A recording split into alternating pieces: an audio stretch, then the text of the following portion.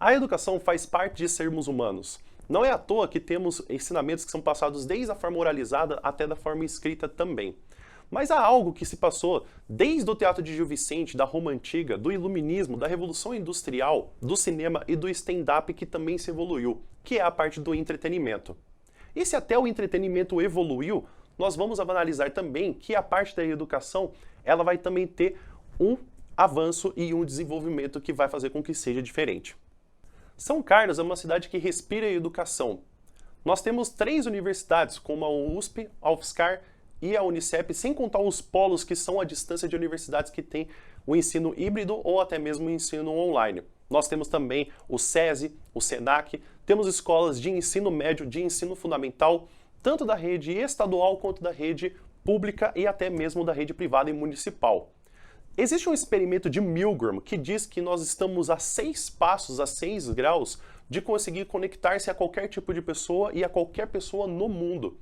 Se ele fosse fazer esse experimento aqui em São Carlos, para poder relacionar com uma pessoa que estivesse na educação, talvez esses 6 graus diminuiriam para 1 grau apenas. Nós temos professores, pesquisadores, funcionários, todos eles relacionados com a parte de educação aqui em São Carlos.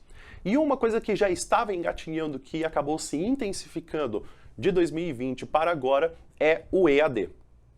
Mas é presunçoso falar que o EAD ele estava caminhando vagarosamente. Desde a década de 60 e 70, nós já tínhamos a possibilidade de poder aprender por meio de correspondências e até mesmo cartazes poderiam nos trazer informações e ensinamentos e instruções educacionais. O que a gente tem intensificado agora é a parte da internet, que foi ampliado desde o ensino básico até o ensino superior. Se antes nós precisássemos ir para uma escola para poder ter uma instrução, agora podemos fazer isso em casa. Porém, o que há de muito choque é que a parte do que acreditamos do que tem que ser ensino tradicional em uma instituição, ele precisa ser o mesmo para o que é do ensino online. Se a gente tem essa possibilidade de que em redes sociais, na internet, nós podemos tanto participar como alunos e pessoas que estão aprendendo a parte da educação nessa nova era de educação, a gente precisa entender que, na verdade, temos até que fazer alguns processos diferentes do que temos de ensino tradicional. O grande erro que temos agora de acreditar que as mídias sociais, de que a internet e de que os sites precisam ter o mesmo enquadramento e o mesmo passo a passo do que tem do ensino tradicional, dificulta nós passarmos para esse novo estilo de educação. É difícil, não dá, ele é mais novo, eu não tenho tempo, a matéria dele é mais fácil de fazer. É muito comum ouvir isso de profissionais da educação quando a gente vai falar de transmitir a nossa aula do ensino tradicional para o ensino online. Sem contar também alguns impedimentos que acreditamos que, na verdade, vão impedir que conseguimos fazer o ensino online, como a gente precisar de materiais profissionais como câmeras sofisticadas, computadores sofisticados, edição de alta qualidade para poder produzir um conteúdo de ensino online. Eu não sou tão produtivo, eu não consigo estudar, ele tem mais facilidade, em casa eu não tenho sossego. Se a gente ouve de uma das partes dos professores de como produzir, ouvimos também dos alunos que não conseguem estudar. Sem contar de inúmeras plataformas que precisamos acessar para poder conseguir estudar e também da desmotivação de que os alunos precisam ser produtivos a todo momento em uma quantidade muito maior quando falamos do ensino online ou até mesmo o que chamamos hoje de ensino híbrido. Entretanto, ninguém vive apenas de produtividade. Tanto esse sentimento que os professores possuem quanto os alunos de que a todo momento eles precisam ser produtivos, isso é praticamente impossível de se conceber. A gente não consegue mesclar esse sentimento que a gente tem de produtividade com também conseguir descansar, assim como o do entretenimento com a parte da educação. É meio difícil a gente conseguir fazer com que a gente tenha separadamente uma das coisas independente da outra. É praticamente como se a gente fosse falar de física sem falar de matemática, como se a gente fosse falar de literatura sem falar de história, como se a gente quisesse falar de Minas Gerais sem falar do pão de queijo, ou do Rio de Janeiro sem falar do Cristo Redentor, e até mesmo falar de São Carlos sem falar da pizza de alface. E para que fique mais claro esse relacionamento que a gente consegue mesclar o entretenimento com a educação, a gente precisa entender o que talvez é a antiga educação ou o que podemos chamar de educação tradicional. Como ela funciona, como ela se configura e o que essa nova educação possa fazer para ela ter de diferente e que também se recupere do clássico para a gente poder conseguir avançar e fazer com que a gente tenha um ensino adaptado e melhorado, tanto para os professores quanto para os alunos. Se compararmos o ensino tradicional com o que temos de ensino online, a diferença mais gritante de todas é o local. Se a gente for comparar o que a gente tem com o ensino tradicional com o que a gente tem do ensino online, a gente pode perceber que se uma pessoa ela vai até a escola e ela fique 5 horas naquela escola e também ela vai ter as trocas de professores e talvez ela não tenha sido pedido de nenhuma atividade nova ou até passado alguma matéria nova, simplesmente ela vai dizer, hoje o dia foi longo. Só que quando a gente compara com o que temos de ensino online, a todo momento temos um envio de links, temos que fazer a lista de atividades, a gente passa de uma sala de Zoom para outra, ou até mesmo de Google Meets para outra, e ficamos com o sentimento de que a gente faça o mesmo tempo e a gente se sinta improdutivo e insatisfeito com o nosso dia. Existe uma pequena movimentação que existia antigamente com o ensino tradicional que a gente acabou perdendo porque a todo momento temos uma rigidez de começo, meio e fim que ficou insuportável tanto para o aluno quanto para o professor. É só você lembrar quando a gente tinha as pequenas movimentações de uma sala para outra, quando os professores faziam pequenas perguntas. E o Corinthians? Qual foi o último episódio do BBB? O que aconteceu? E como é que vocês estão? Essas pequenas coisas que entramos em contato com os nossos alunos, que os tornam mais humanos e que nos tornam mais humanos como professores, acabou se perdendo porque a todo momento a gente precisa ser produtivo, a gente tem que ser incansável e temos que seguir uma rotina de que, por sermos mais rápidos na internet, a gente acha que a gente tem que ser mais rápido a todo momento e a cada vez mais, em vez de pensarmos que a gente precisa adaptar, a gente tem que fazer idêntico no ensino online. Não é a matéria de literatura que se torna por si só interessante para o aluno. Se pegarmos esse conteúdo que o aluno precisa aprender para poder fazer uma produção de podcast, ela pode se tornar 1000 vezes mais interessante do que ela ser apenas passada. Se a gente tem uma lista de exercícios de gramática com suas regras que pode ser transmitida para um post de Instagram, esse ensino pode se tornar muito mais valioso. Um desafio de matemática que ele é passado, que os alunos precisem produzir para que o professor responda, pode tornar o ensino diferente para quando a gente se aplica em matemática. E um quiz de biologia que ele pode ser substituído por dezenas e dezenas de slides que não deveriam ser apresentados. Quando a gente vai relacionar esses dois fatores que temos de ensino tradicional e ensino online, os dois podem se aplicar ao mesmo tempo. Só que quando a gente fala de mídias sociais, quando falamos de aplicações, até mesmo de Facebook, Instagram, TikTok e YouTube, podemos perceber que finalmente a gente parte para um novo rumo da educação que o ensino online está ajudando, que é a parte do infotenimento. É informação com entretenimento. O que a gente tem com o entretenimento é simplesmente tirar desse papel punitivo da educação, de lousa, giz, papel e caneta, da parte de que a gente pode fazer com que ele tenha uma atividade, que ele possa se divertir, que ele possa ser lidado com um desafio, ou até mesmo sair do padrão para que ele possa ter um novo conteúdo. Lembrando que entretenimento não precisa necessariamente cair na gargalhada. O professor ele não precisa fazer uma live de Free Fire ou de League of Legends. Ele não precisa fazer um react de memes. Quando a gente pega para nós mesmos avaliarmos o que fazemos nas nossas mídias sociais, nós estamos a todo momento aprendendo enquanto nos divertimos.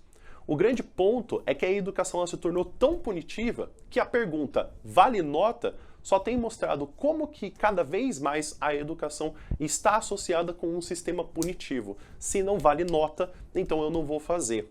A partir do momento que a gente consegue perceber que podemos fazer com que a educação ela possa passar por um processo de infotenimento, ela sai de um esquema de que a todo momento você precisa receber nota para uma atividade para que você possa se divertir com uma atividade.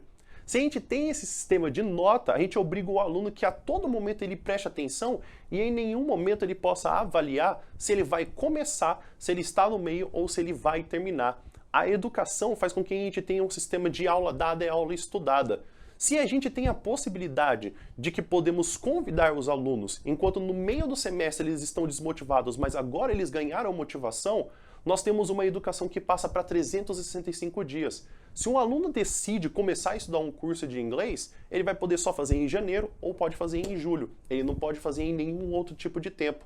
Só que com a educação online, com o infotenimento, ele pode decidir fazer em abril, fazer em junho, fazer em setembro ou quando ele conseguir se sentir inspirado porque ele está percebendo que ele está aprendendo e não sendo punido.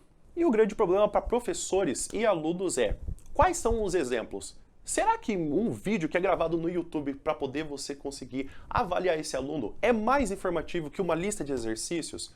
Se vamos pensar que um podcast ele vai conseguir substituir uma lista de exercícios de vestibulares, isso vai ser mais significativo?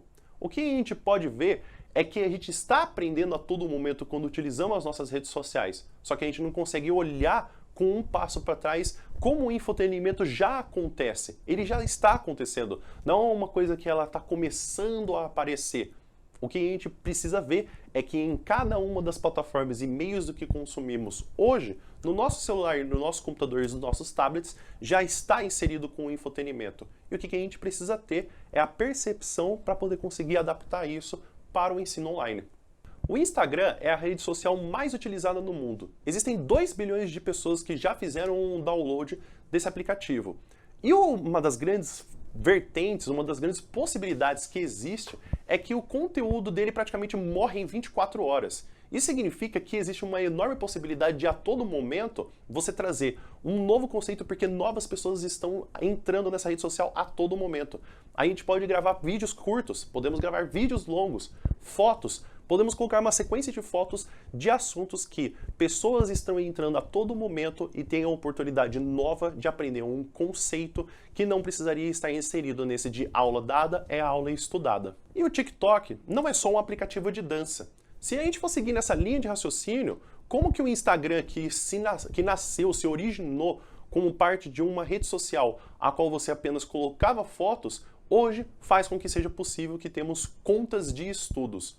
A gente pode fazer, assim como no Instagram, gravar pequenos vídeos curtos explicando e condensando pequenos conceitos como pílulas educacionais, com pequenas dicas para que os alunos possam acumular esse conhecimento. E se for tanto assim de que a gente tem essa percepção de que o TikTok é apenas um aplicativo de dança, podemos fazer também que em uma das partes que podemos avaliar o aluno seja de uma dança explicando um conceito que foi passado em sala de aula.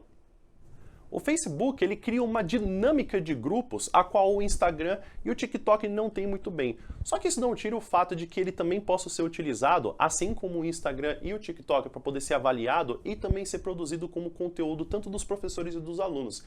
Existem grupos de estudos às quais você pode receber tanto explicações de alunos quanto de professores também sobre as matérias. Inclusive, é um ótimo local para que você tenha memes. E os memes, eles são nada mais, nada menos do que uma realidade que temos passado com algo verossímil, algo que aparece no nosso cotidiano. E para que possamos entender a graça do meme, é necessário também que você consiga entender o contexto e entender o conteúdo que se passa para ter a quebra de expectativa e o humor. E se a partir disso nós temos a criação de um meme, temos também um aprofundamento e também temos a prova de que a pessoa está aprendendo e consegue entender tanto na produção quanto no consumo desse conteúdo. Já o Twitter ganha pela simplicidade. Se a gente tem uma rede social que você vai ficar com 280 caracteres, é possível que a gente faça tanto uma frase curta explicando um conceito ou também pedir para que os alunos façam também esse tipo de explicação. Então os professores e alunos podem entrar nessa mídia social fazendo com que ou seja possível fazer uma explicação ou até uma discussão com uma cadeia contínua de tweets. Isso faz com que seja possível tanto a discussão de assuntos atuais que temos de política, até mesmo de assuntos que nunca imaginávamos ter ou que poderiam existir ou que existem, porque a gente nunca estaria percebendo se não fosse a maravilha que é a internet trazendo esses novos assuntos. Apesar de ser um estilo e não propriamente dito uma mídia social, o podcast também é uma outra possibilidade que você pode encontrar tanto no Spotify quanto no YouTube. O que se faz é basicamente você utilizar o áudio para que você tenha um novo conteúdo. Isso pode ser feito para que você tenha uma matéria que ela poderia ser passada apenas com um professor explicando, de uma forma que você possa fazer com que o aluno produza um conteúdo que faria com que aquela aula tenha um rumo diferente. E até mesmo, você pode fazer com que os alunos criem patrocinadores e criem uma logomarca para que esse podcast ele se torne cada vez mais verossímil e ele tenha um aspecto que se torne menos maçante e menos conteudista. E toda essa forma do infotenimento, ela começa a ser mais humana. Ela para de ter um aspecto tão conteudista e tão maçante porque ela ganha um rosto humano, ela ganha um aspecto humano, ela ganha uma realidade que não tínhamos antes. E se a gente antes só poderia ter a possibilidade de poder começar a estudar ou em janeiro ou em junho, ou que apenas o nosso conceito era aula dada e aula estudada, e nunca poderíamos voltar atrás para poder relembrar de um conteúdo, ou ter uma nova visão, ou uma nova dica, ou até mesmo uma atividade que fosse diferente, agora temos essa possibilidade. Então esse infotenimento traz uma possibilidade de que a nossa educação não fique apenas de conteúdo, conteúdo, conteúdo repetitivo, mas sempre um convite para que possamos ver com outros olhos um conteúdo que a gente sempre viu na nossa frente.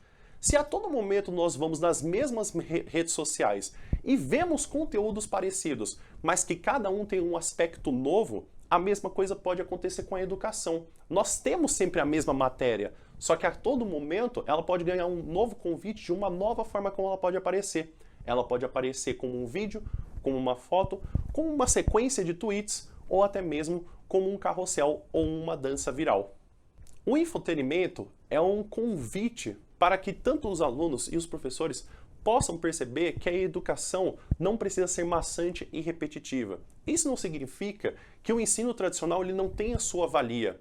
Mas o que nós podemos perceber é que existem outras possibilidades e outras opções que podemos fazer com que a educação ela deixe de ser repetitiva e ela possa ser adaptada, para que podemos perceber tanto com nós, como eu, professor que precisa produzir educação, que podemos conversar com os alunos sobre novas possibilidades de tanto ser avaliado, quanto também assumir e assimilar um conteúdo. Isso não significa que nós estamos caminhando para uma nova era de educação. Nós já estamos nessa era de educação de mídias sociais e de infotenimento. O que eu faço aqui é apenas um convite para que você faça também parte do infotenimento na educação. Isso não significa que eu estou aqui como uma parte da exceção. Eu quero que você me veja como um exemplo e que venha fazer exemplos comigo, tanto você aluno quanto você professor. Muito obrigado!